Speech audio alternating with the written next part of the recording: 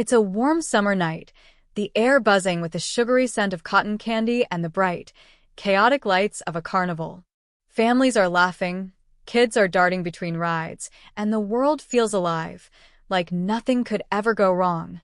But then, in a single, gut-wrenching moment, a young girl, barely 7 years old, vanishes into thin air. Gone. No trace, no clue, just an empty space where she used to be. Her father, a man who'd give anything to see her smile again, is left shattered, haunted by the question that's burned in his mind for 14 long years. Where is she? What happened to his little girl? Now, fast forward to today, and something unthinkable happens. A poster, tacked up in a crowded public square, catches his eye. It's a face he knows better than his own, but it's older, different, and it's tied to a truth so shocking it could unravel everything he thought he knew. You're here because you want answers, right? You want to know what happened to that girl, why she disappeared, and what that poster means. Stick with me, because I'm going to take you on a journey through this mystery, and by the end, you'll have the truth you came for, I promise. This is the story of young girl goes missing at Carnival, 14 years later. Dad sees shocking poster in public, and it's going to hit you right in the feels. So, grab a snack, settle in, and let's dive into a tale that's equal parts heartbreaking, suspenseful, and impossible to turn away from. You're probably wondering why this story matters so much, why it's worth your time when there are a million other videos begging for your click. Let me tell you something personal. I've always been drawn to stories that remind us how fragile life can be, how one moment can change everything. Maybe you've felt that too, a time when you lost someone or something and it left a hole in your heart. This story isn't just about a missing girl. It's about love, loss, and the kind of hope that refuses to die, no matter how many years pass. It's about a father named Tom, a regular guy from a small town in Ohio, who's like so many of us, working hard, loving his family, and just trying to keep it together. Tom's world revolved around his daughter, Lily, a bright, curious kid with a laugh that could light up the darkest room. She was his everything, the reason he got up every morning. That night at the carnival, he was holding her hand, pointing out the Ferris wheel, when he turned away for just a second, maybe to buy a ticket or wave at a friend. That's all it took. 1 second. When he looked back, Lily was gone. The panic that hit him was like nothing you can imagine unless you've lived it. He screamed her name, ran through the crowds, begged strangers for help, but it was like she'd been erased from the world. The police searched, the community rallied, but days turned into weeks, weeks into months, and months into years. No leads, no answers, just silence. Can you imagine that? The not knowing? The way it eats at you day after day, until you're not even sure who you are anymore? That's what Tom carried for 14 years, a weight so heavy it could crush anyone. But here's the thing, Tom never gave up. Not once. And that's why, when he saw that poster, his heart stopped. It wasn't just a piece of paper. It was a clue, a crack in the mystery that had defined his life. You're going to want to know what was on that poster, trust me, and I'm going to get there. But first, I need you to feel what Tom felt, to understand why this moment matters so much. Let's talk about you for a second.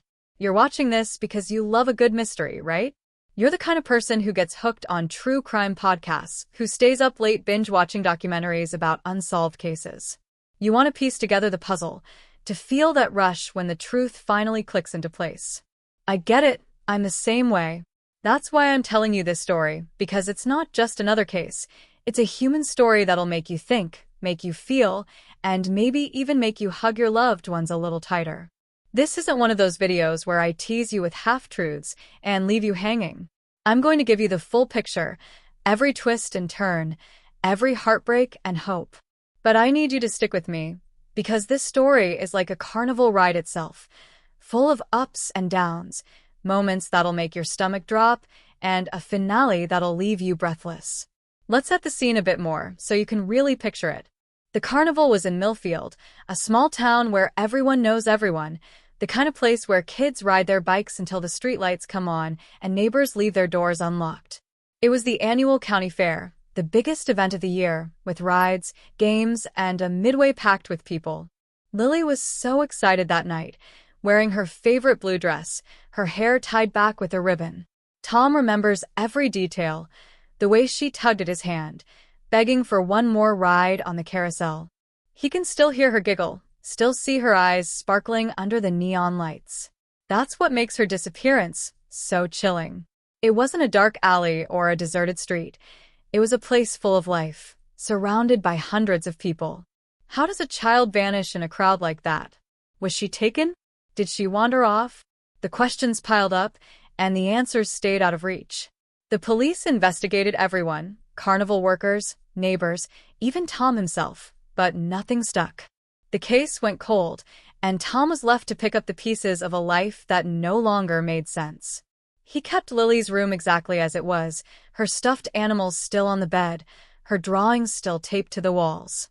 Every year, he'd put up flyers, hold vigils, and chase down tips that led nowhere. He became a ghost of himself, a man defined by loss. But then, 14 years later, that poster changed everything. Now, I know you're dying to know about that poster, and I'm not going to keep you in the dark forever.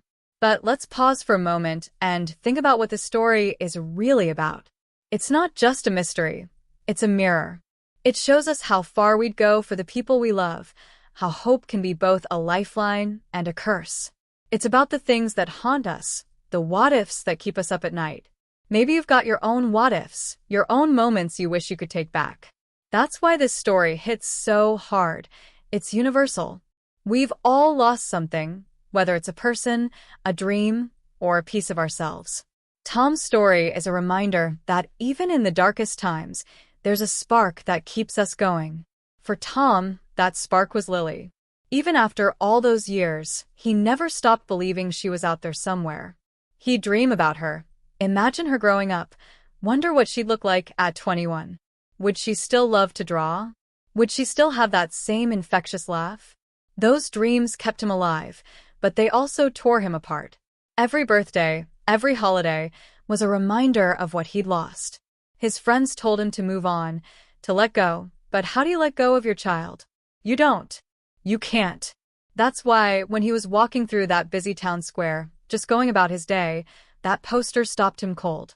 It wasn't just a random flyer, it was a face, her face, or at least a version of it. But it wasn't a missing person poster. It was something else entirely, something that made his blood run cold and his mind race with possibilities. Was it really her? Was she alive? Or was this some cruel trick, a false hope that would break him all over again? You're feeling that suspense right now, aren't you? That need to know what happens next? Good. Because I'm not going to leave you hanging, but I'm also not going to rush this. This story deserves to be told right, and you deserve to feel every moment of it. Here's my promise to you. Keep watching, and I'll give you every piece of this puzzle. You'll meet the key players, Tom, of course, but also Sarah, Lily's mother, who dealt with the loss in her own way, and a few others who come into play later, people who hold secrets that could change everything. You'll see the carnival through Tom's eyes, feel the weight of those 14 years, and stand with him when he sees that poster. You'll get the twists that make your jaw drop and the moments that make your heart ache. This isn't just a video. It's an experience, one that's going to stick with you long after the screen goes dark. But I need you to do something for me. Don't skip ahead. Don't click away. Stay with me, because this story builds, layer by layer, until it all comes together in a way you won't see coming. Think about Tom, standing in that square, staring at that poster, his hands shaking, his heart pounding. What did he see? What did it mean? Was it a clue to Lily's fate, or something far more complicated? I'm going to tell you, I swear, but first, I want you to feel the weight of that moment, the way it turned his world upside down. Picture it. A man who's spent half his life searching, who's faced dead end after dead end, suddenly confronted with something that could either save him or destroy him. That's where we're going, and I'm taking you along for the ride. So what do you say? Are you in? Because right now, Tom's standing there, staring at that poster, and what he's about to discover is going to change everything. What was on that poster? And why, after 14 years, Is it tearing open a wound he thought would never heal? Right there, in that bustling town square, Tom stood frozen, his eyes locked on the poster that seemed to pulse with a life of its own, its edges fluttering in the breeze like it was whispering secrets only he could hear. The world around him, the chatter of passers-by, the honk of a distant car, the faint hum of a street musician, faded into a dull roar as his mind raced, trying to make sense of what he was seeing. You're probably itching to know what was on that poster, and I get it, I really do. The suspense is killing you, just like it's killing Tom in that moment. But to understand why this poster hit him like a freight train, we need to step back and walk through the last 14 years of his life, the years that shaped him into the man standing there, trembling, on the edge of a truth that could either bring his daughter back or shatter him completely. This isn't just about a single moment. It's about a journey, a slow, agonizing climb through grief, hope, and the kind of stubborn determination that only a parent can understand. You're still with me, right? Good, because I promised you answers and I'm going to deliver. Let's peel back the layers of Tom's life, explore the people around him, and start unraveling the mystery of Lily's disappearance, while tossing in just enough shadows to keep you guessing. This story is a maze, and every step forward is going to make you question what you think you know. Tom's life after Lily vanished was like living in a house where all the lights had gone out. He was still there, going through the motions, working his job as a mechanic, paying the bills, mowing the lawn, but the spark that made him Tom was gone. He and Sarah, Lily's mother, tried to hold it together at first, clinging to each other through the sleepless nights and endless searches. They'd sit at the kitchen table, surrounded by flyers with Lily's face, planning the next vigil or chasing down tips that always led nowhere. But grief has a way of pulling people apart, doesn't it? Sarah started to withdraw, her eyes hollow, her voice quiet, like she was carrying a weight she couldn't share. Tom, on the other hand, threw himself into the search with a ferocity that scared people. He'd drive hours to check out vague sightings, interrogate carnival workers who'd long since moved on, and spend nights scouring online forums for clues. It wasn't just obsession. It was survival. If he stopped moving, stopped searching, the truth, that Lily might be gone forever, would swallow him whole. By the third year, Sarah couldn't take it anymore. She left, not because she didn't love Tom or Lily, but because staying in that house, with Lily's untouched room down the hall, was like dying a little every day. She moved to Cleveland, started a new life, and though she and Tom still talk sometimes, it was never the same. You can imagine how that felt for Tom, can't you? Losing his daughter and his wife, all because of one night at a carnival. But here's where it gets interesting. Sarah's departure wasn't the only thing that changed. New people came into Tom's life, and with them, new questions that make you wonder if the truth about Lily's disappearance might be closer than he realized. One of those people was Mike, a coworker at the auto shop where Tom worked. Mike was the kind of guy who always had a story, always knew someone who knew someone. He'd been around the night Lily disappeared, not at the carnival, but in town, and he was one of the first to join the search parties. Over the years, he became Tom's closest friend, the guy who'd drag him out for a beer when the anniversaries got too heavy. But there was something about Mike that never quite sat right. He'd ask questions, too many questions about the case, about what the police had found, about whether Tom had any new leads. At first, Tom thought it was just concern, but sometimes late at night he'd wonder, why was Mike so invested? Was it guilt? Did he know something? Then there was Carla, a private investigator Tom hired a few years back. She was sharp, relentless, and promised she'd dig deeper than the police ever had. Carla spent months tracking down carnival workers, chasing rumors about a drifter who'd been in town that night, even looking into a shady vendor who'd packed up and left the day after Lily vanished. She never found anything concrete, but she'd drop hints, vague, unsettling hints, about patterns she'd seen in other cases, about how kids don't just disappear without someone knowing something. Carla's still around, still checking in with Tom, but her cryptic comments make you wonder, is she holding back? Is she protecting someone, or just chasing shadows to keep Tom's checks coming? These people, Sarah, Mike, Carla, they're all pieces of the puzzle, but none of them fit quite right. You're starting to see it, aren't you? The way the edges of this story don't line up, the way every answer seems to lead to more questions. Lately, Tom's been more active than ever, like he could feel something shifting in the air. In the last year, he started a podcast, not a big one, just a small thing where he talks about Lily, shares updates, and begs for tips. It's called Finding Lily, and it's got a small but loyal following, mostly true crime buffs and locals who remember the case. The podcast gave Tom a purpose, a way to keep Lily's name out there, but it also stirred things up. He started getting anonymous messages, some encouraging, some cruel, and a few that were just plain strange. One email, sent from a throwaway account, said, "Stop looking or you'll regret it." Another mentioned the Carnival, but not the one in Millfield. It referenced a traveling fair that passed through a nearby town a few weeks ago. Tom didn't know what to make of it, but he couldn't shake the feeling that someone was watching him, someone who didn't want him digging. He even went to that fair, stood in the midway, and felt a chill that had nothing to do with the autumn air. Was it a coincidence, or was history repeating itself? Then there was the drifter Carla had mentioned years ago, a guy named Ray, who'd been spotted near the carnival back then. Word was, Ray was back in Ohio, living out of a van, and Tom had been trying to track him down. Ray's a ghost, though, no address, no phone, just rumors. Could he be the key? Or is he just another dead end? Another way for Tom to lose himself in the chase? The more you look at Tom's life, the more you realize how tangled this web is. Everyone's got a motive, a secret, a reason to be involved, or to stay quiet. You're feeling that itch now, that need to sort it out, to figure out who's telling the truth and who's hiding something. That brings us back to the poster, the moment where everything changed. Tom's been searching for so long, chasing so many false hopes, that you'd think he'd be numb to it by now.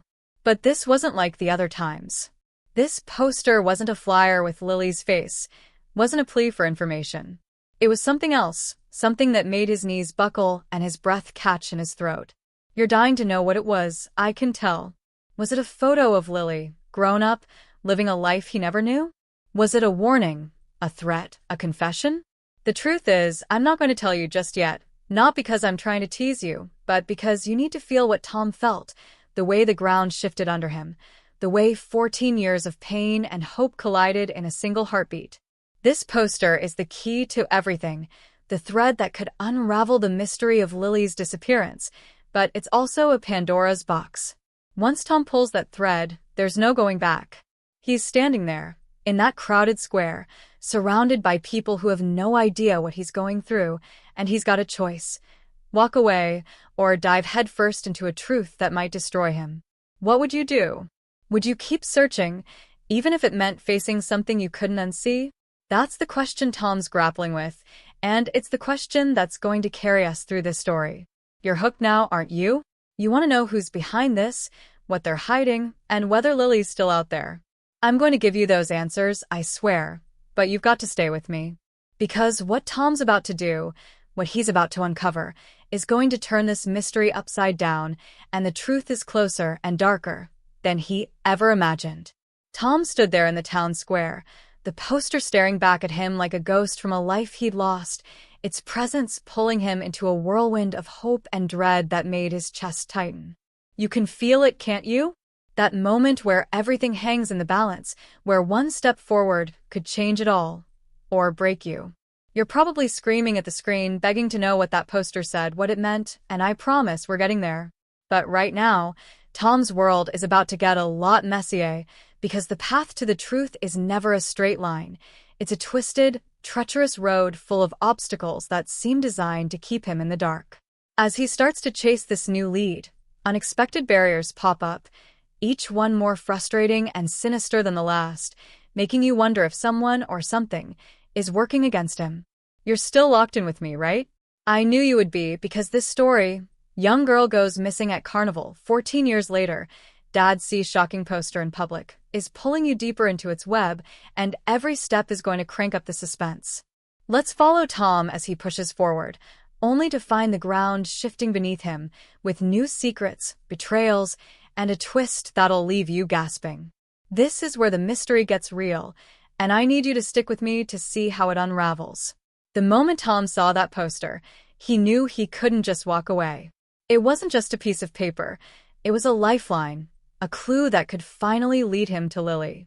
He snapped a photo of it with his phone, his hands shaking so badly he could barely hold the device steady, and he tore it down, tucking it into his jacket like it was the most precious thing he'd ever held. He didn't know what it meant yet, but he felt it in his bones. This was the break he'd been waiting 14 years for. That night, he went home and spread the poster out on his kitchen table, staring at it under the dim light of a single bulb, trying to piece together its meaning. But here's where things start to go sideways. The next morning, when he went to grab the poster, it was gone. Not misplaced, not tucked under a pile of papers, gone. The photo on his phone? Corrupted, just a gray glitch where the image should have been. Tom tore his house apart, checking every drawer, every corner, but it was like the poster had never existed. You know that sinking feeling when you lose something important, when you start questioning your own memory. That's what Tom was feeling, but it was worse, because this wasn't just a lost key or a misplaced wallet. This was his daughter, his hope slipping through his fingers again. He tried to go back to the square to see if another poster was still up, but the spot where it had been was bare, the wall scrubbed clean like it had been erased on purpose. Someone didn't want him to have that poster, and that realization hit him like a punch to the gut. Was it a prank? A coincidence? Or was someone watching him? Someone who knew exactly what he was chasing and wanted to stop him cold? You're starting to feel the paranoia creeping in, aren't you? The way it makes you question everything and everyone. That's exactly where Tom's head was at, and it's only the beginning of the roadblocks piling up. As if losing the poster wasn't bad enough, Tom started hitting walls everywhere he turned. He called Carla, the private investigator, hoping she could help him track down the source of the poster, or at least dig into why it disappeared. But when he got her on the phone, her voice was different, cagey, distant, like she was holding something back. She told him she was tied up with another case and couldn't take on anything new, but there was an edge to her words, a warning wrapped in politeness. "Tom, maybe it's time to let this go," she said, her tone soft but sharp. "Some things are better left alone." Let it go? After 14 years? After a clue like that poster? Tom was stunned. Carla had been his ally, the one person who'd never doubted his fight, and now she was telling him to back off. It didn't add up. He started to wonder about her, about the years she'd spent digging into Lily's case. Had she found something she wasn't sharing? Was she protecting someone? Or worse, had she been working against him all along? Then there was Mike, his buddy from the auto shop, who'd been acting strange ever since Tom mentioned the poster. Mike showed up at Tom's house unannounced a few days later, his usual easy grin replaced by a nervous twitch. He kept asking questions, too many questions, about what Tom had seen, what he was planning to do. "You sure you're not chasing ghosts, man?" Mike said, his eyes darting around the room like he was looking for something. "Maybe you need a break." A break? Tom didn't need a break. He needed answers. Mike's pushiness, his sudden interest, it all felt wrong, like he was trying to steer Tom away from the truth. You can see it now, can't you? The way the people closest to Tom are starting to look like strangers, like pieces on a chessboard moving in ways he can't predict. It's enough to make you wonder who, if anyone, he can trust. Then came the bombshell, a secret from the past that turned Tom's world upside down. While digging through old boxes in his attic, looking for anything that might connect to the poster, Tom found a letter tucked inside a book Sarah had left behind when she moved out. It was dated a year after Lily disappeared, addressed to someone named Jay, and it was in Sarah's handwriting. The words were vague but chilling. "I can't keep this up. What we did, it's eating me alive. If Tom ever finds out, it'll destroy him. What we did." Tom's heart pounded as he read it over and over, each word carving a deeper wound. Sarah had been his rock, his partner in grief, and now he was staring at evidence that she'd been hiding something big. Was it about Lily? Had Sarah known something about her disappearance and kept it from him?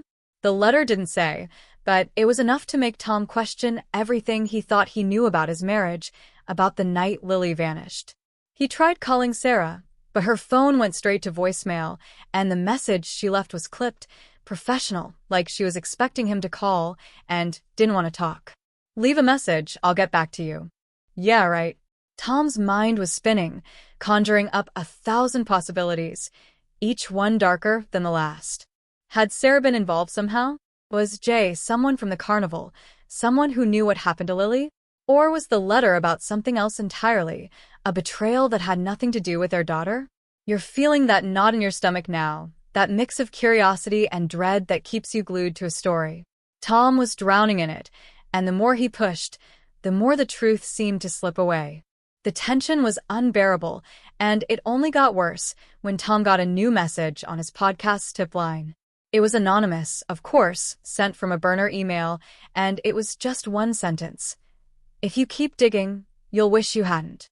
No context, no signature, just a cold, blunt warning that sent a shiver down his spine. Tom had gotten threats before, trolls, mostly, or people who thought his search was a waste of time, but this felt different. It was too specific, too personal, like the sender knew exactly what he was chasing and why. He reported it to the police, but they brushed it off as probably nothing, just another crank trying to mess with him. But Tom wasn't so sure. The missing poster, Carla's sudden distance, Mike's weird behavior, Sarah's secret letter, and now this threat.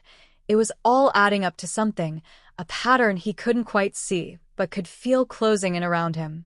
He started looking over his shoulder, checking his locks twice, jumping at every creak in his house.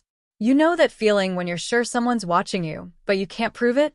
That's where Tom was, trapped in a paranoia that was starting to feel all too real.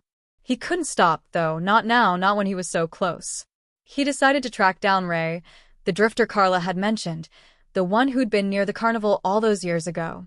If anyone had answers, it might be him. Tom found a lead, a bar in a neighboring town where Ray had been spotted, but when he got there, the bartender said Ray had left town the night before, like he'd been tipped off. Another dead end, another door slammed in his face. But as Tom was leaving, he noticed something that made his blood run cold. A flyer on the bar's bulletin board, not the same as the poster, but close enough to make him pause. It wasn't about Lily, it was about another missing girl from a town not far away, and the date was recent. Too recent. Was this a coincidence? Or was the past coming back to haunt him in a way he never expected? The flyer on the bar's bulletin board hit Tom like a jolt of electricity, its grainy photo of a missing girl, not Lily, but close enough in age and circumstance to make his stomach churn, staring back at him as if it were a mirror of his own nightmare. The date on the flyer was fresh, barely a month old, and the location was a small town just an hour's drive from Millfield, close enough to feel like the past was reaching out to drag him back into its grip. You're right there with him, aren't you? Feeling that icy dread that comes when the pieces of a puzzle start to fit together in ways you don't want them to. Tom's heart was pounding as he ripped the flyer down, his mind racing with questions. Was this new disappearance connected to Lily's? Was the person who took his daughter still out there, striking again after all these years? Or was he seeing patterns where there were none, his grief twisting coincidence into conspiracy? You're dying to know, just like Tom is, and I'm going to keep pulling you deeper into this mystery because young girl goes missing at Carnival, 14 years later. Dad sees shocking poster in public is about to take a turn that'll make you question everything you thought you knew. Right now, a secondary storyline is about to crash into Tom's world, complicating the mystery and raising the stakes so high you'll be on the edge of your seat. Someone else is about to get pulled into this web, and what they bring with them, a cryptic message, a contradiction, and a shadow of doubt, will make you wonder who's really pulling the strings. Stick with me, because this is where the story gets wild, and the truth feels further away than ever. Tom didn't sleep that night. He sat at his kitchen table, the stolen flyer laid out next to a stack of old papers about Lily's case, his eyes darting between the two as if he could force them to reveal their secrets. The new missing girl, Emily, was 7 years old, just like Lily had been, with a bright smile and a story that felt eerily familiar. She'd vanished during a local fair, surrounded by crowds, with no witnesses and no trace. The parallels were too stark to ignore, and Tom's mind was a storm of possibilities. He wanted to believe it was a coincidence, that the world was just cruel enough to deal out tragedies like this without a pattern, but the timing, coming right after he'd seen that mysterious poster, felt like a message. He decided to reach out to Sarah again, hoping she might know something, anything, that could tie this together. After all, that letter he'd found in her old book, the one hinting at a secret with someone named Jay, was still gnawing at him, a betrayal he couldn't shake. When he finally got through to her, her voice was shaky, like she'd been expecting his call but dreading it. "Tom, I saw something," she said, her words rushed and hushed, like she was afraid someone was listening. "A message on my phone from a number I don't know." It said, "You can't hide what you did forever." It came the same day you called about that poster. You can imagine the chill that ran through Tom, can't you? The same day he'd seen the poster, Sarah got a cryptic threat, one that echoed the warning he'd received on his podcast's tip line. Was someone targeting them both? Was this about Lily or Emily or something bigger, something they'd been blind to all these years? Sarah swore she didn't know what the message meant, but her voice cracked when she said it, and Tom couldn't help but wonder if she was holding back, if that letter from years ago was proof she'd been lying to him all along. The trust they'd once had was gone, replaced by a tangle of suspicion that made every word feel like a potential lie. The stakes were climbing higher, and Tom's world was starting to feel like a house of cards, ready to collapse with one wrong move. He decided to dig into Emily's case, hoping it might shed light on Lily's, but what he found only deepened the mystery. He tracked down a local news article online, one that mentioned a witness, a teenage boy who claimed he'd seen Emily talking to a man near the fair's exit just before she disappeared. The description was vague, but it matched the one Carla had once given of Ray, the drifter who'd been near the carnival when Lily vanished.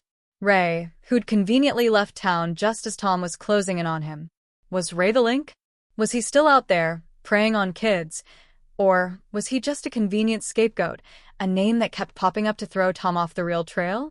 The more Tom dug, the more contradictions piled up. He called the police in Emily's town, posing as a concerned citizen, and asked about the witness. The officer was tight-lipped but let slip that the boy had recanted his story, claiming he'd made it up for attention. That didn't sit right with Tom. Why would a kid lie about something like that, only to backtrack? Was he scared? Paid off? Or was someone pulling strings behind the scenes, making sure the truth stayed buried? You're starting to see it now, aren't you? The way every lead seems to twist back on itself. The way everyone's motives are starting to look murky. Even Tom was beginning to doubt himself, wondering if his desperation was making him see connections that weren't there. But then, something else happened, something that made him sure he was onto something, and it came from the last person he expected. Mike, Tom's co-worker and supposed friend, showed up at his house late one night, his face pale and his hands fidgeting like he hadn't slept in days. Tom hadn't seen him since their last awkward conversation, when Mike had seemed too curious about the poster, and now here he was, looking like he'd seen a ghost. "I need to tell you something," Mike said, his voice low, his eyes scanning the room like he was afraid of being overheard. "But you've got to promise not to ask too many questions." Tom's pulse quickened, his mind flashing to all the times Mike had been there, asking about Lily's case, always a little too close to the story. Mike pulled out his phone and showed Tom a photo, a blurry snapshot of a flyer, not the one Tom had seen in the square, but similar, with a face that looked hauntingly familiar. "I found this in my truck under the seat," Mike said. "I don't know how it got there, but it's been there since last week. And then I got a text anonymous saying, 'Keep quiet or you're next.'" Tom's breath caught in his throat. The flyer in the photo wasn't of Lily or Emily. It was of a third girl, missing from a fair 2 years ago, in a town halfway across the state. 3 girls, 3 fairs, 3 disappearances, and now both Tom and Mike were being warned to back off. Was Mike telling the truth? Or was this a ploy to throw Tom off? Had Mike been involved all along, maybe even back when Lily disappeared, and was now trying to cover his tracks? You can feel the tension building, the way every new piece of evidence seems to point in a dozen directions at once. Mike swore he didn't know anything, but his story didn't add up. Why would someone plant a flyer in his truck? Why target him now, unless he was closer to the truth than he was letting on? The deeper Tom waded into this, the more dangerous it felt, like he was stirring up a hornet's nest that could sting everyone around him. The flyer about the third girl was a bombshell, suggesting a pattern that went beyond Lily and Emily, a string of disappearances tied to fairs and carnivals across Ohio. But the contradictions were maddening. The missing poster, the corrupted photo, the witness who changed his story, Sarah's secret letter, Mike's sudden confession. Everyone seemed to have a piece of the puzzle, but no one was showing their full hand. Tom couldn't shake the feeling that he was being played, that someone was orchestrating this, leaving clues just to watch him chase them. He decided to confront Carla again, to demand answers about why she backed off, but when he called her, her number was disconnected. A quick search online showed she'd closed her office and left town. No forwarding address. That was no coincidence. It was a red flag, a sign that Carla knew something she didn't want Tom to find. You're hooked now, aren't you? Wondering who's behind this, what they're hiding, and how deep this goes. Tom was wondering the same thing, but as he sat there, staring at the flyer about the third girl, a new thought hit him, one that made his blood run cold. What if the person sending these messages, planting these clues, wasn't trying to stop him at all? What if they were leading him somewhere, setting a trap he was walking right into? And what if that trap was about to spring, not just on him, but on everyone he'd dragged into this? Sarah, Mike, maybe even Emily's family, before he could get any closer to finding Lily. The realization hit Tom like a cold wave crashing over him, chilling him to the bone as he sat in his dimly lit kitchen, the flyer about the third missing girl trembling in his hands, its edges worn from his relentless grip. What if he wasn't just chasing the truth about Lily's disappearance, but being lured into a trap, a carefully laid snare designed to ensnare not just him, but everyone he'd pulled into this spiraling mystery? The thought was paralyzing, a whisper of dread that grew louder with every creak of his old house, every shadow that flickered across the window. You're feeling it too, aren't you? That creeping unease that makes your heart race, the kind that comes when you realize the stakes are higher than you ever imagined. This is Young Girl Goes Missing at Carnival. 14 years later, Dad sees shocking poster in public, and right now, the story is taking a darker turn, one that'll make you lean closer to the screen, desperate to know what happens next but terrified of what it might mean. Tom's world is about to crack open, revealing a danger so immediate, so personal, that it forces him to confront the reality that he's not just a grieving father searching for answers. He's a target. As the walls close in, his fears, his paranoia, and his raw, aching hope for Lily will pull you deeper into a mystery that's growing more tangled and treacherous by the second. Stay with me, because what's coming will shake you, and the questions it raises will keep you up at night. It started with a feeling, subtle at first, like a prickle on the back of Tom's neck when he left his house the next morning. He decided to drive to the town where Emily, the second missing girl, had disappeared, hoping to talk to locals, maybe find someone who'd seen something the police missed. But as he navigated the quiet roads of Millfield, his rearview mirror kept catching a glint, a dark sedan, always a few cars back, matching his turns with a precision that felt too deliberate to be chance. At first, he told himself he was imagining it, that the anonymous threats and missing posters were making him jumpy, turning every shadow into a threat. But when he pulled into a gas station and the sedan slowed, idling across the street, its tinted windows hiding whoever was inside, the prickle turned into a full-blown alarm. His hands tightened on the steering wheel, his pulse hammering as he tried to make sense of it. Was this the person who'd sent the warning to his podcast? The one who'd left that cryptic message for Sarah? Or slipped the flyer into Mike's truck? He didn't wait to find out. He gunned the engine, peeling out of the lot, weaving through back roads until the sedan was gone, or so he thought. The whole drive to Emily's town, he kept checking his mirrors, his mind racing with images of Lily, of that poster, of the flyer about the third girl, each one a piece of a puzzle that was starting to feel like a noose tightening around his neck. You know that feeling when you're sure you're being watched, when every instinct screams that you're not safe. That's where Tom was, his world shrinking to the space between his fear and his need to keep going, to find Lily no matter the cost. But what he didn't know was that the danger wasn't just behind him, it was already inside his life, closer than he could have imagined.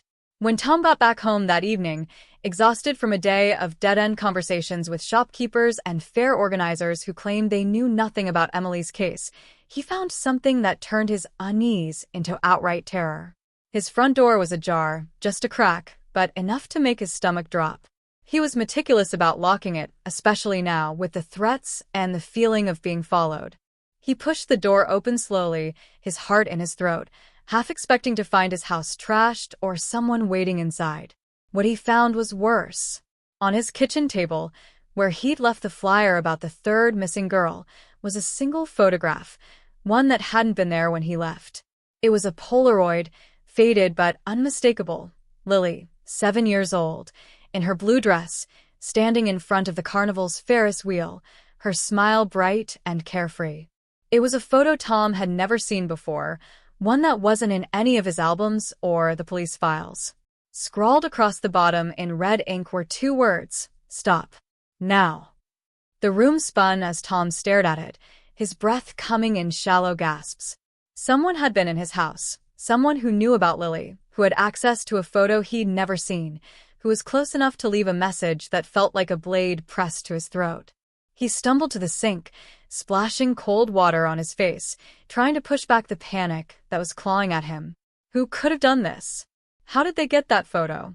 Was it a taunt, a warning, or something even more sinister, a sign that Lily was still out there, that someone was watching her, watching him?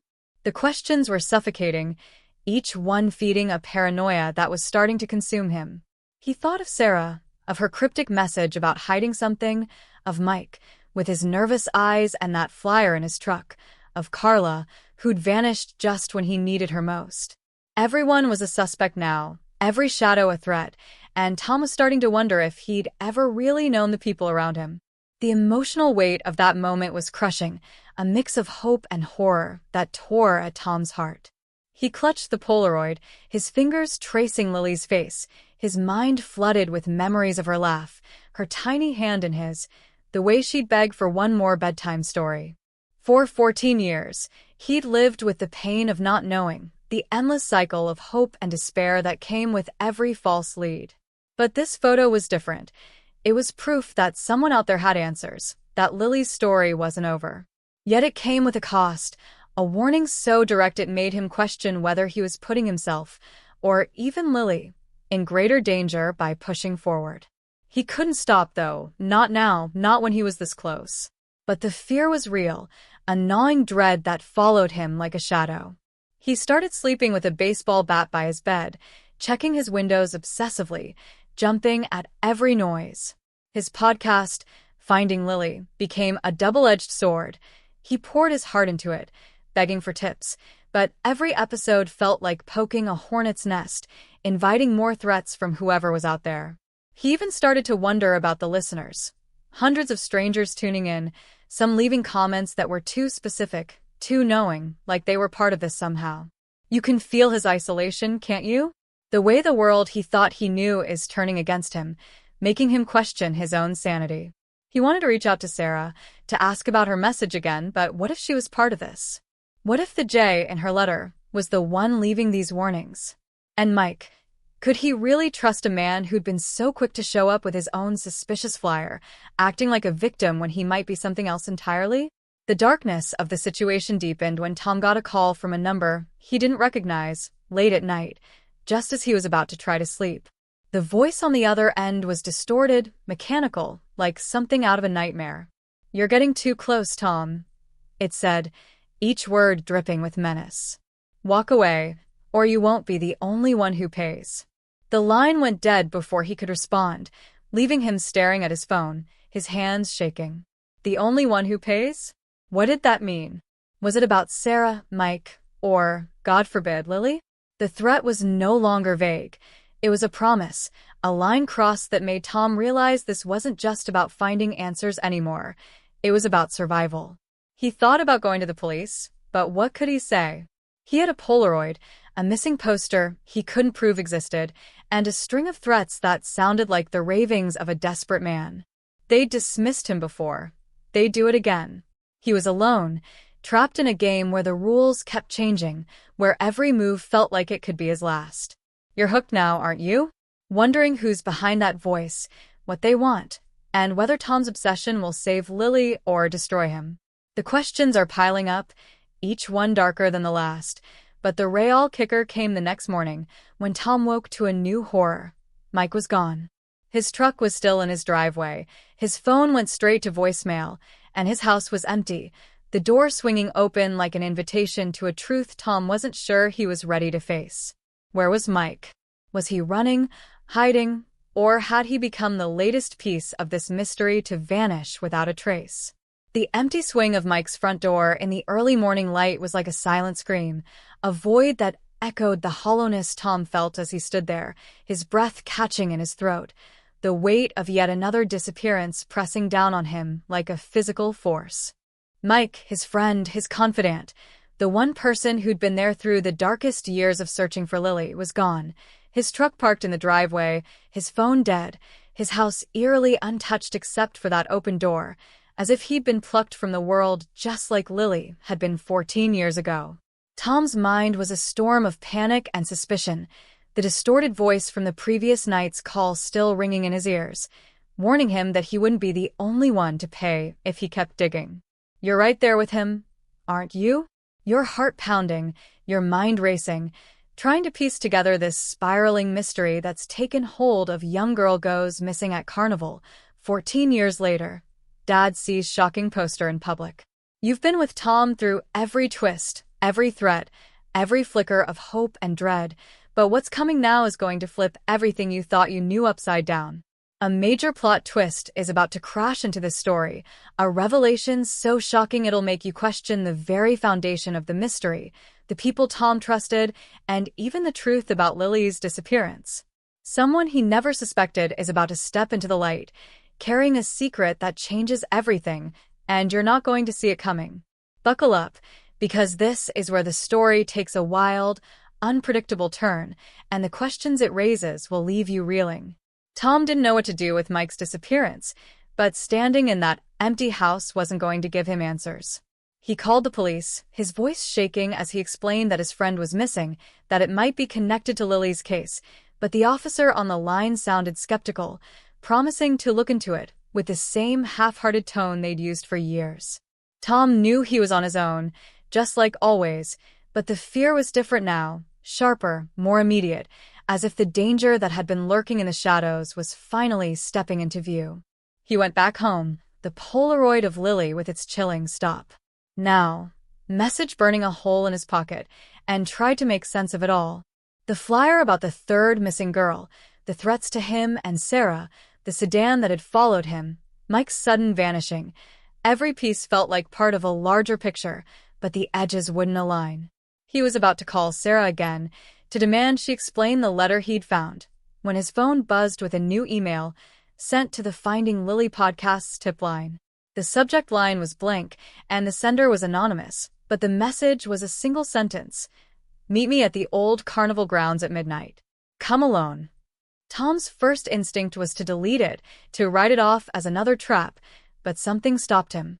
The Carnival grounds, where Lily had disappeared, had been abandoned for years, the rides dismantled, the lot overgrown with weeds. Why there? Why now? Against every rational thought, he felt a pull, a desperate need to go, because what if this was the moment, the one chance to find Lily? You know that feeling, don't you? When you're so close to the truth that you'd risk everything, even your own safety, to grab it. Tom was terrified, but he was also tired of dead ends, tired of not knowing. So, at 11:30 p.m., he grabbed his flashlight, a pocket knife, and drove to the desolate Carnival grounds, his heart a drumbeat of fear and hope. The old Carnival grounds were a ghost town under the moonlight, the skeletal remains of rusted ticket booths and faded signs poking through the tall grass, the air heavy with the scent of damp earth and forgotten summers. Tom's flashlight cut through the darkness as he moved cautiously, every rustle of leaves making him flinch, the memory of that threatening phone call looping in his mind. He didn't know what he was expecting, a stranger with answers, a trap, or just another cruel dead end, but what he found was something else entirely. Standing near the spot where the Ferris wheel once stood was a figure he recognized instantly, even in the dim light. Sarah, his ex-wife, the woman who'd left him to grieve alone, who'd written that mysterious letter to Jay, who'd received her own cryptic threat. She was trembling, her face pale, her eyes wide with a mix of fear and something deeper. Guilt, maybe, or regret. "Tom, I didn't want you to find out like this," she said, her voice breaking as she stepped closer, clutching a small, worn journal in her hands. "But you're in danger, and I can't keep this from you anymore." Tom's world tilted as she spoke, her words unraveling everything he thought he knew about Lily's disappearance. She told him the carnival wasn't just a random tragedy, it was a cover, a staged event tied to a network of people who'd been watching them, watching Lily, for reasons Sarah had only begun to understand after she left. The letter to Jay wasn't about a betrayal, it was a plea for help, written to a journalist who'd been investigating a string of disappearances at fairs across the Midwest, disappearances that went back decades.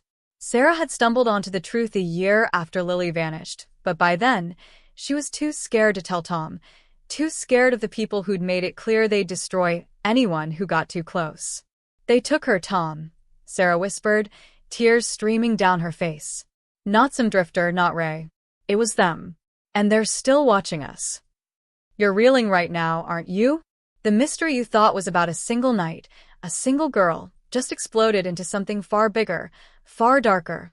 A conspiracy that stretches beyond Lily, beyond Emily, beyond the third girl, into a web of calculated abductions that's been hidden for years." Sarah's revelation was a bombshell, but it came with more questions than answers. Who were they? Why Lily? And why had Sarah kept this from Tom for so long, letting him chase shadows while she carried the secret? Tom's mind was a whirlwind of betrayal and confusion as he took the journal from Sarah's trembling hands, its pages filled with notes, names, and dates that hinted at a network of people, some powerful, some ordinary, who'd been involved in the disappearances. But before he could process it, Sarah grabbed his arm, her voice urgent. "They know you're here, Tom. They've been following you since the poster. Mike, he didn't just disappear. He was working with them, feeding them information about you, about the podcast." Mike, his friend, a traitor? The man who'd sat with him through vigils, who'd shown him that flyer in his truck, had been playing him all along? Tom's knees buckled as the weight of it hit him, the realization that the people he trusted most had been part of the lie. But the real twist, the one that made his blood run cold, was what Sarah said next. "The poster you saw, it wasn't a clue about Lily. It was a warning meant for me. They know I've been talking to Jay's contacts, and they're coming for us both." As she spoke, a low rumble broke the silence. A car engine, headlights flickering through the trees at the edge of the lot. Someone was there, watching, waiting. Tom grabbed Sarah's hand, his heart pounding as he realized they were out of time, trapped in the very place where this nightmare began, with no idea who was closing in or what they wanted next. The headlights slicing through the darkness at the edge of the abandoned carnival grounds pinned Tom and Sarah in their glare, a silent threat that turned the air thick with dread, as if the very night was holding its breath, waiting for their next move. Tom's hand tightened around Sarah's, the journal she'd given him, its pages heavy with secrets about a shadowy network behind Lily's disappearance, pressed against his chest, a fragile lifeline in a moment that felt like it could shatter them both. "You're right there with them, aren't you?" Your pulse racing, your mind grappling with the bombshell that this isn't just about a missing girl but a sprawling conspiracy, one that's now turned on Tom and Sarah with a vengeance. This is young girl goes missing at Carnival, 14 years later. Dad sees shocking poster in public, and the stakes are about to climb higher than ever, forcing Tom into a corner where every choice feels like a betrayal of himself, of Sarah, or of the daughter he's spent 14 years searching for. The conflict is escalating, pushing him to confront impossible decisions that will test his heart, his resolve, and his dwindling trust in the world around him. You're not just watching a story anymore. You're living it, feeling the weight of every step Tom takes as the danger closes in, and I'm going to keep you hooked with a narrative that's raw, intense, and so human it'll hit you right in the gut. Stay with me, because what's coming next is going to make you question how far you'd go for the truth and what you'd be willing to sacrifice. The car's engine growled louder, its headlights unmoving, a predator sizing up its prey as Tom and Sarah stood frozen in the overgrown lot, the ghosts of the carnivals past looming around them. Tom's mind was a storm of fear and fury, Sarah's revelation about Mike's betrayal still burning fresh. His friend, his ally, had been feeding information to the very people who'd taken Lily, the same people who were now hunting them. Sarah's trembling voice cut through his thoughts, urging him to run, to hide, but before they could move, Tom's phone buzzed in his pocket, a sound so jarring it felt like a gunshot in the silence. He pulled it out, his hands shaking, and saw a text from an unknown number. "Drop the journal and walk away, or she pays the price. You have 1 minute." She. The word hit him like a sledgehammer, his heart lurching with a hope so painful it was almost unbearable. Lily. They were talking about Lily, weren't they? The possibility that she was alive, that she was close, flooded him with a desperate need to act, but the ultimatum was a blade held to his throat. Give up the journal, the only evidence he had of this network, the only clue to who took his daughter, or risk losing her forever. Sarah's eyes widened as she read the message over his shoulder, her breath hitching. "Tom, don't," she whispered, her voice thick with panic. "That journal is our only leverage. If you give it up, we'll have nothing." But Tom was barely listening, his mind consumed by the image of Lily, out there somewhere, her life hanging on his decision. You can feel the agony of that moment, can't you? The way it tears at you, knowing there's no right answer. Only choices that cut deeper with every second. Tom's entire existence had been about finding Lily, but now, faced with this impossible crossroads, he was forced to weigh her life against the truth, a truth that might expose the people who destroyed his family, but could also cost him everything. The emotional weight of that decision was crushing, a tidal wave of guilt, hope, and terror that threatened to drown him. For 14 years, Tom had carried Lily's absence like a stone in his chest, every day a battle against the despair that whispered she was gone forever. He'd kept her room untouched, her drawings pinned to the fridge, her favorite stuffed bear on her bed, as if preserving those pieces of her could keep her alive. Now, standing in the place where she'd vanished, with Sarah beside him and that car's headlights bearing down, he felt the full force of what he might lose. If he handed over the journal, he'd be surrendering the only proof of the conspiracy Sarah had uncovered, the names and dates that could lead him to the people who'd taken Lily and the other girls. But if he didn't, if he called their bluff, what then? What if they weren't bluffing? What if Lily was truly alive, held somewhere by these monsters, and his defiance meant her death? His thoughts spiraled, looping back to Sarah, to the letter she'd written to Jay, to her years of silence.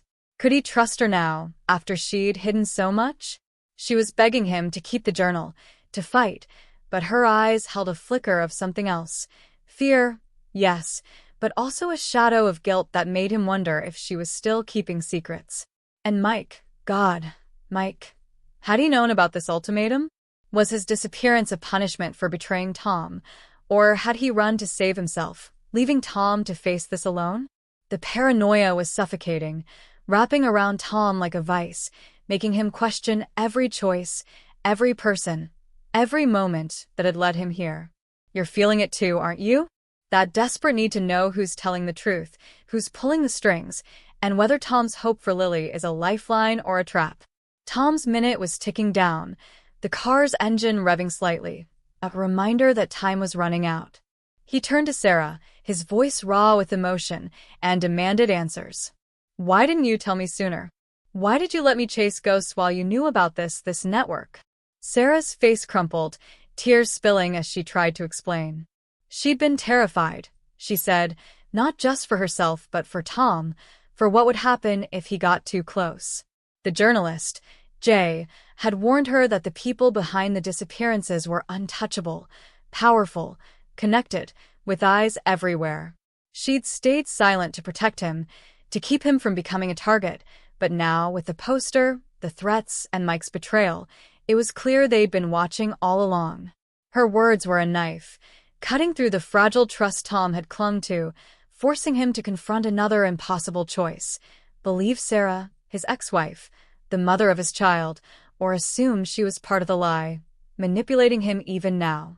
He wanted to scream, to demand she tell him everything, but the phone buzzed again, a new message. 30 seconds. Choose. Tom's knees buckled, the journal slipping from his hands to the ground, its pages fluttering in the night air.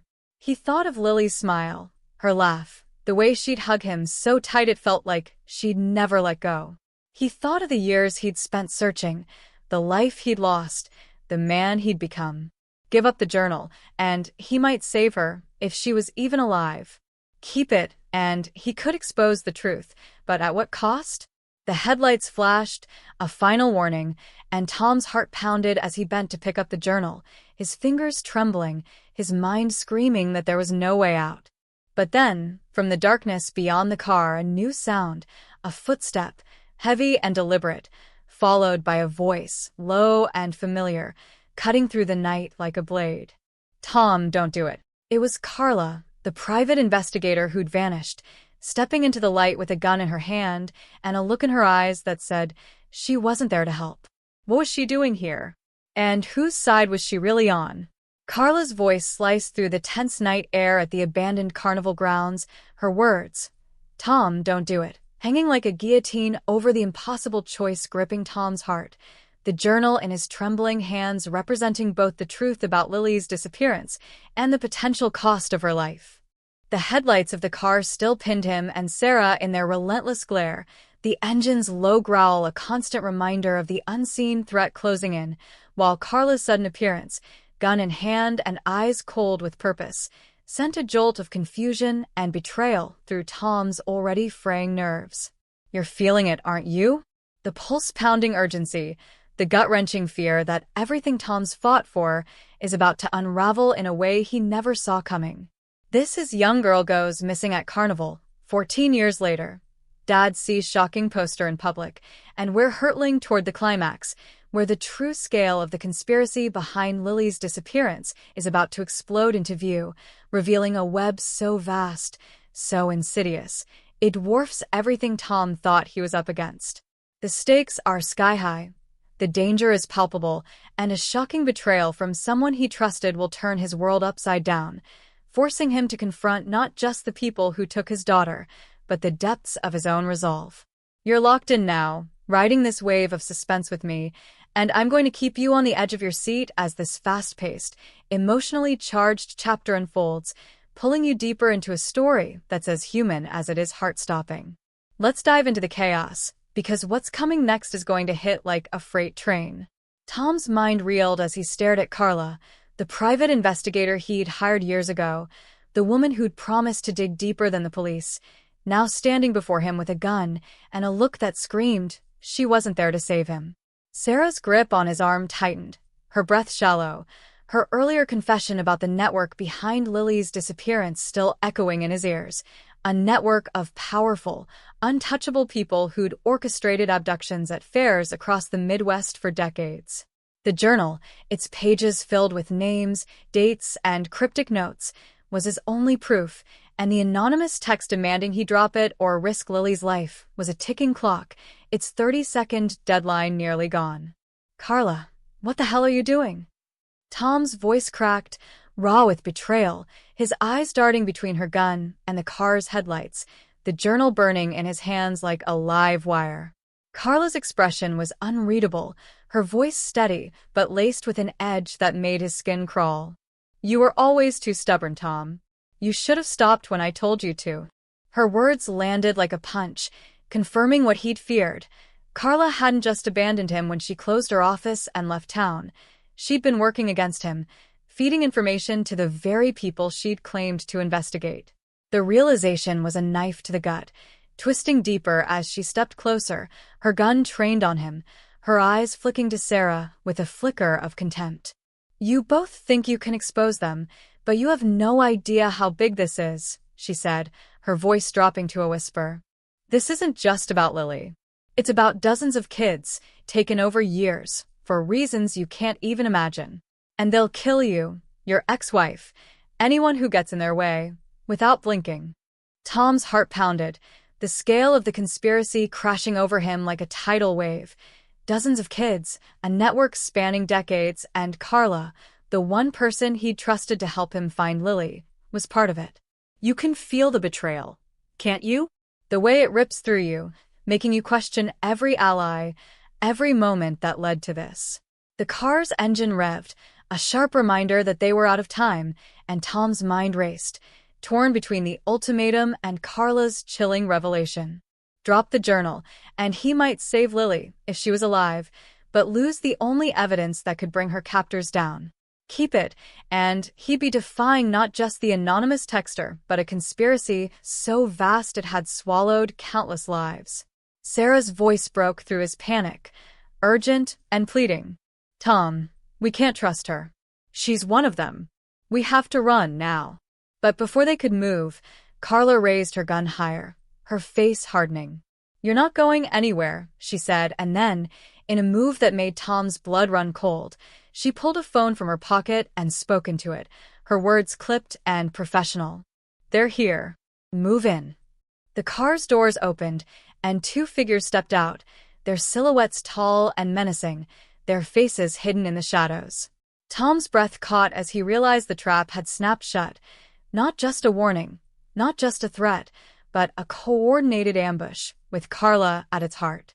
Sarah's hand shook in his, her earlier confession about the journalist Jay and the network now feeling like a half-truth, as if she'd known more than she'd let on, as if she'd led him here. The journal felt heavier than ever, its pages a death sentence, and Tom's thoughts spiraled through the years of grief, the nights spent staring at Lily's drawings, the hope that had kept him alive. He thought of the Polaroid left in his house, Lily's smiling face with "Stop now" scrawled across it, and the distorted voice on the phone, warning that others would pay. Was this what they meant? Was Sarah in danger too? Or was she part of the deception, playing him like Mike had? You're feeling the pressure now, the way every second is a heartbeat, the way every choice is a gamble with no good outcome. The figures from the car moved closer, their steps deliberate, and Tom's desperation peaked, his emotions a raw, jagged edge that cut through the fog of fear. He thought of Lily, her laugh, her tiny hand in his, the way she'd look at him like he could fix anything. He'd failed her once, letting her slip away at that carnival, and now, faced with Carla's betrayal and the looming threat of these strangers, he felt that failure all over again. But there was something else, a fire in his chest that refused to die, a need to fight, to protect the truth, to find his daughter, no matter the cost. Carla, why? He demanded, his voice thick with anguish, stalling for time as his eyes scanned the darkness for an escape. You were supposed to help me. You took my money, my trust, why? Carla's lips twitched, a fleeting crack in her facade, and for a moment, he thought he saw guilt, but her answer was cold. You think this is personal? It's business, Tom.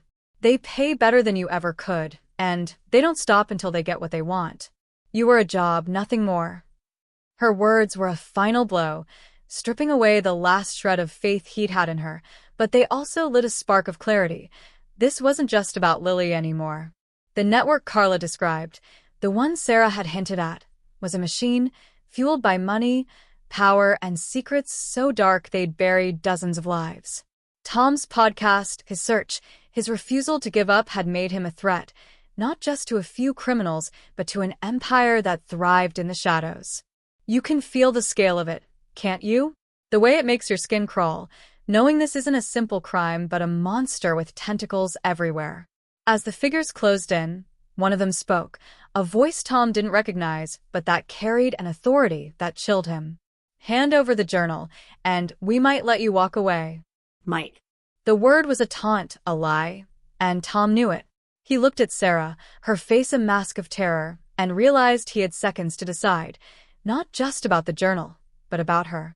Was she a victim, like him, or had she known this was coming?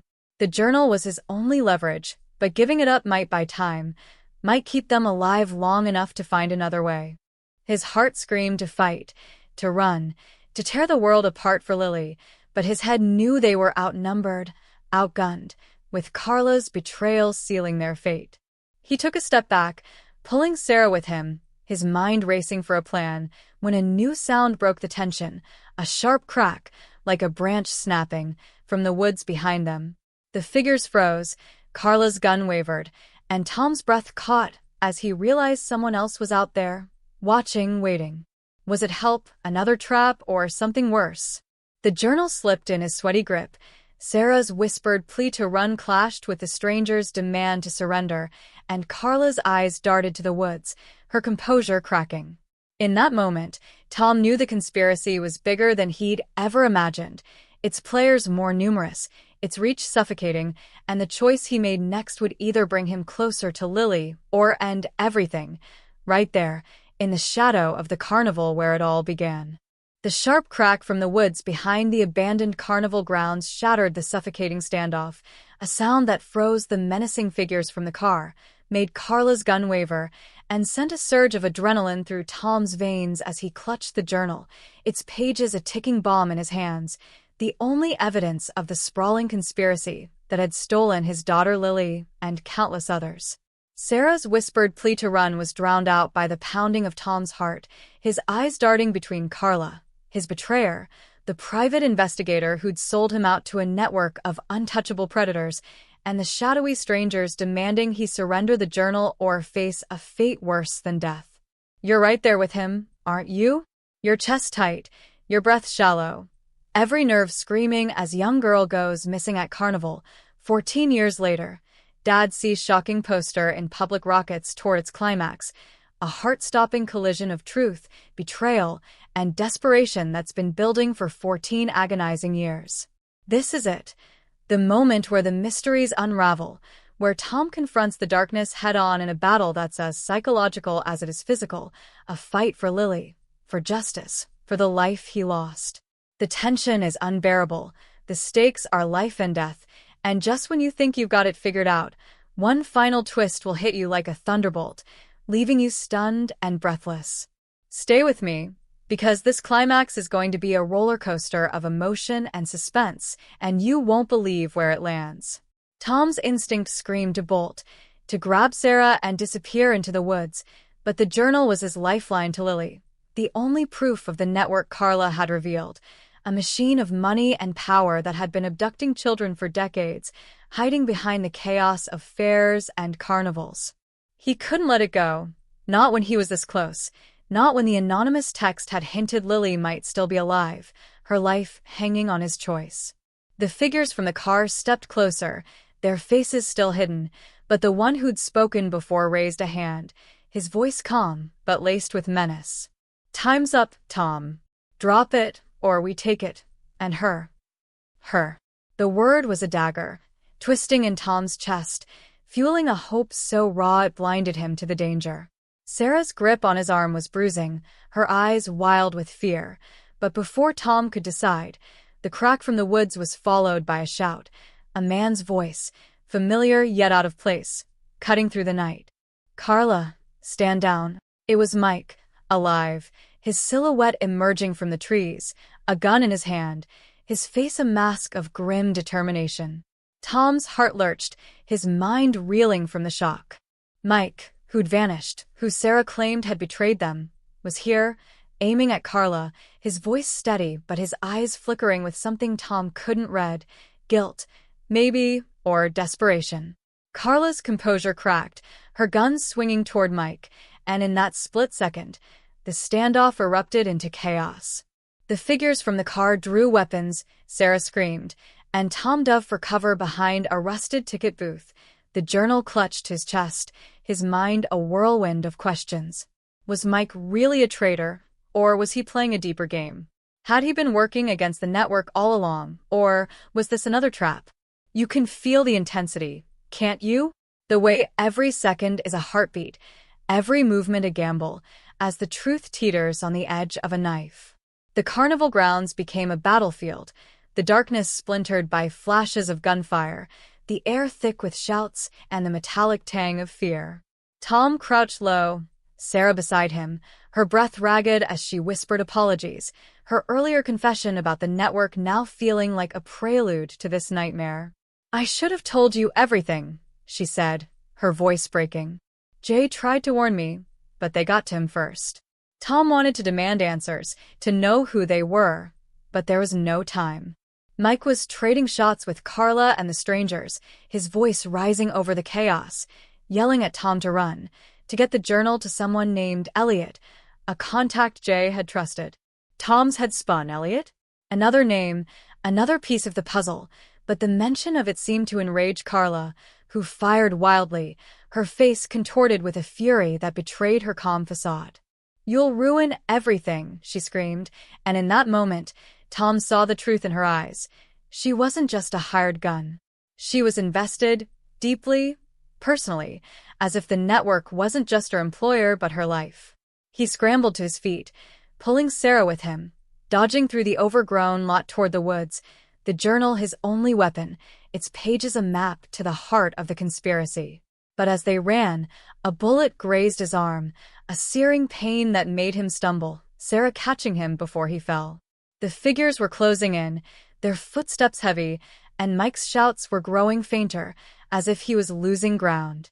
Tom's heart was a furnace of grief and rage, every step fueled by the image of Lily's face in that Polaroid, the hope that she was out there, waiting for him to save her.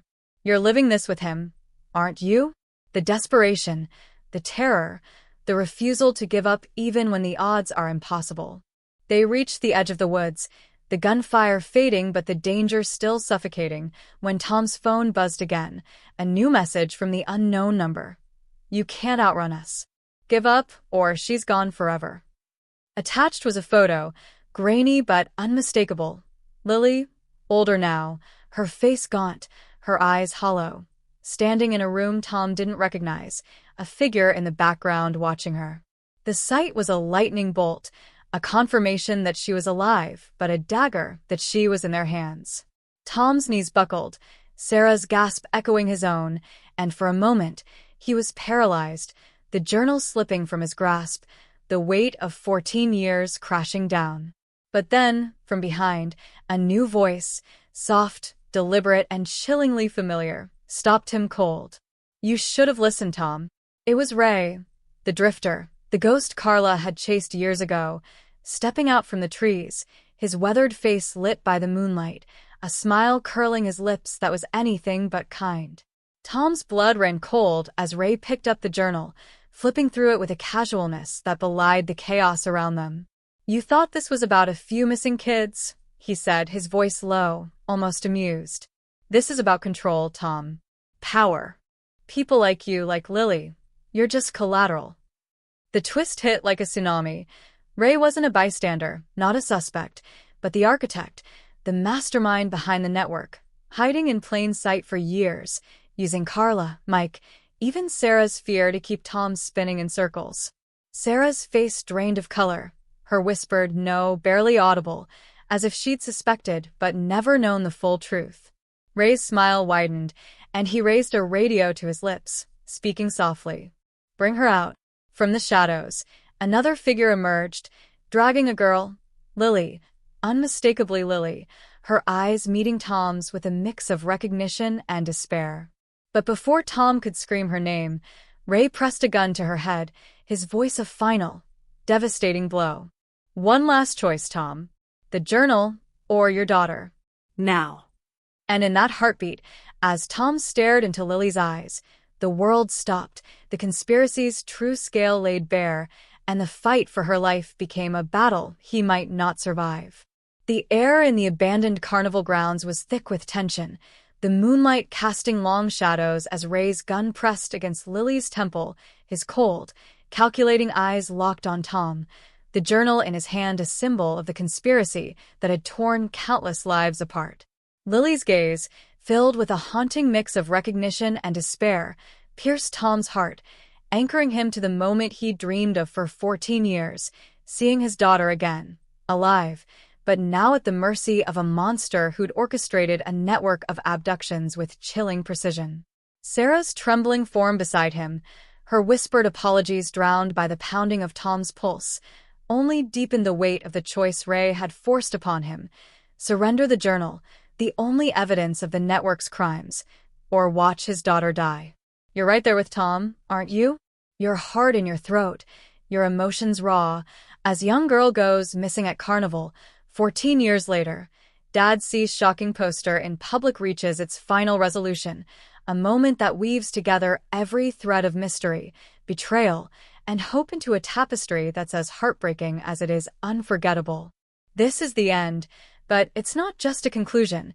It's a reckoning, a closure that answers the questions burning in your mind while leaving a lingering echo of mystery that'll stay with you long after the screen fades to black.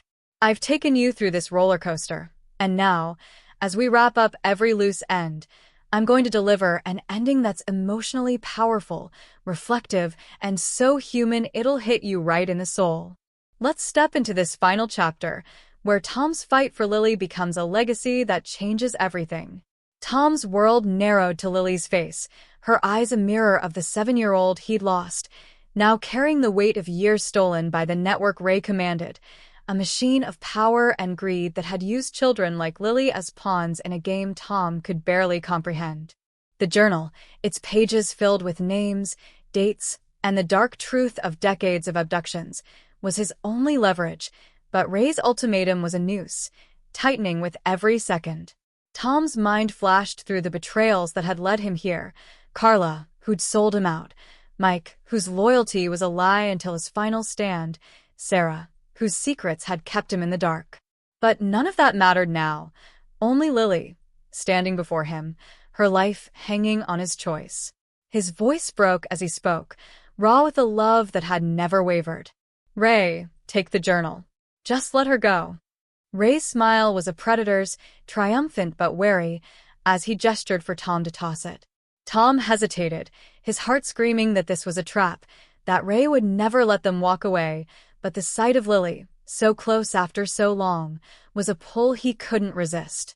He threw the journal, its pages fluttering to the ground, and Ray lowered the gun, stepping back to retrieve it, his eyes never leaving Tom. In that moment, chaos erupted. A gunshot rang out from the woods, not from Ray's men but from someone else, someone unseen, and Ray staggered, clutching his shoulder, the journal slipping from his grasp. Tom didn't think. He lunged forward, grabbing Lily and pulling her behind a rusted game stall, Sarah scrambling after them as more shots echoed, the night exploding into a frenzy of shouts and gunfire. You can feel the desperation, can't you? The way every second is a fight for survival, the way hope and fear collide in a moment that could be everything or nothing. The unseen shooter was Mike, alive and fighting, his earlier disappearance a ruse to infiltrate Ray's network, a risky play to bring it down from the inside. He'd been working with Elliot, the contact Sarah had mentioned, a rogue journalist who'd taken up Jay's mantle after his murder, gathering evidence to expose the network to the world. Mike's shots gave Tom the chance he needed, and he held Lily tight, her frail body trembling against his, her voice a whisper as she said, "Dad, I knew you'd find me." Those words were a lifeline, a burst of light in the darkness, but the fight wasn't over.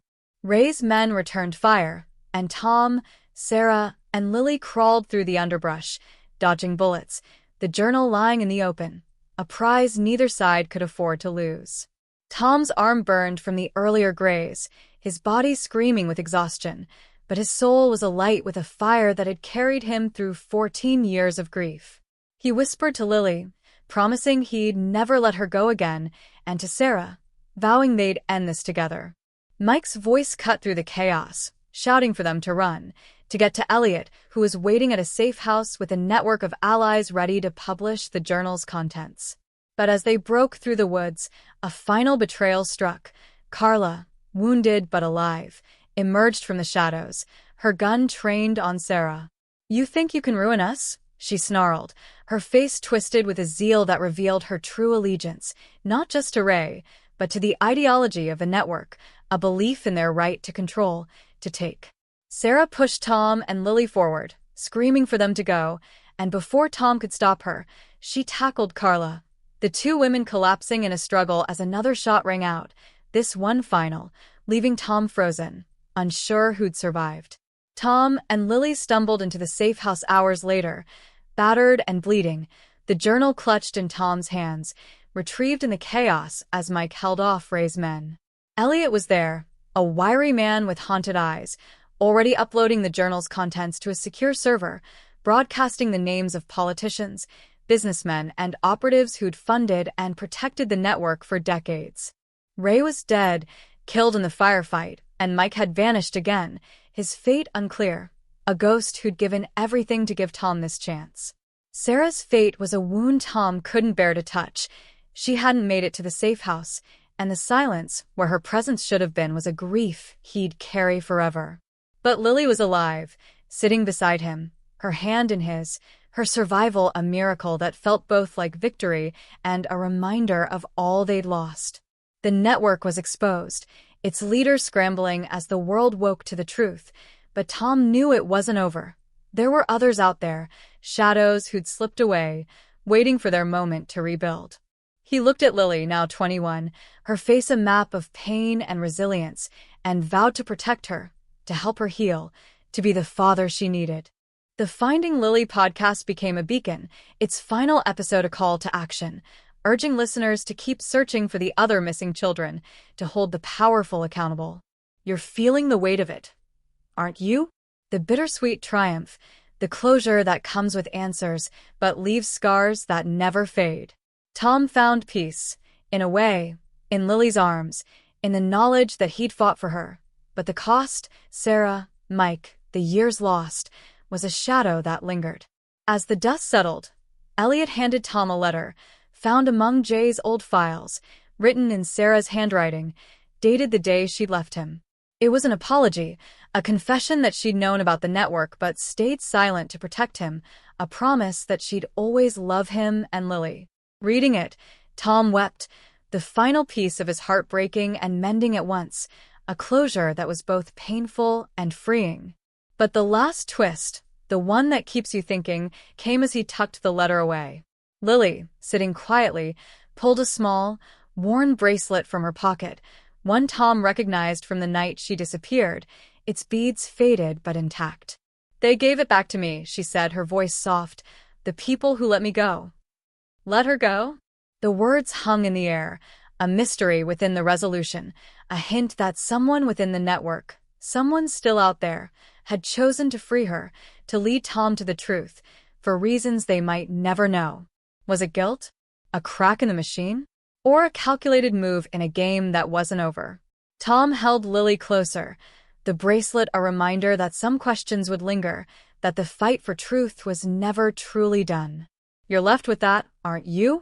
A story that's ended but not finished, a reflection on love, loss, and the courage to keep searching, even when the shadows whisper that you're not alone. And as Tom and Lily walked into a new dawn, the carnival grounds behind them silent at last, you can't help but wonder, who's still watching and what stories are yet to be told.